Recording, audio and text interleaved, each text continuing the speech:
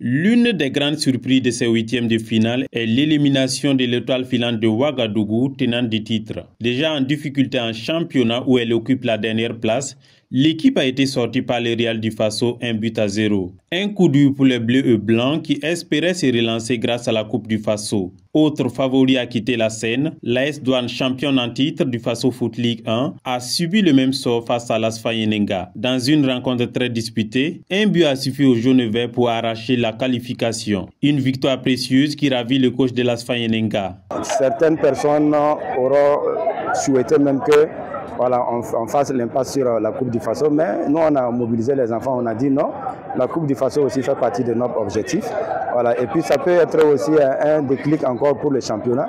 Donc on est venu à fond, sachant bien que la donne aussi, quand même ils sont un peu distancés par rapport à la première place.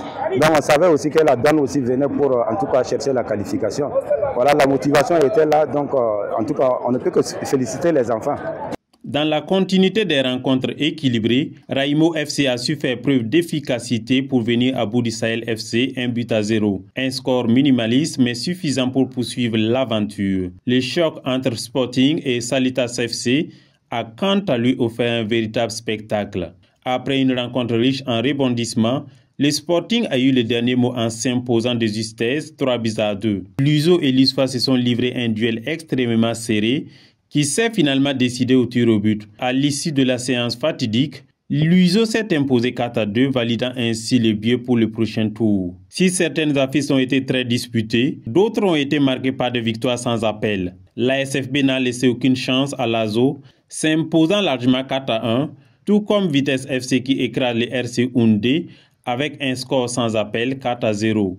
Enfin, la dernière rencontre de ces huitièmes de finale qui s'est tenue jeudi soir au stade Wobi de Bobo Dioulasso opposait le RCB à l'AGEB. C'est finalement le RCB qui les remporte 4-1.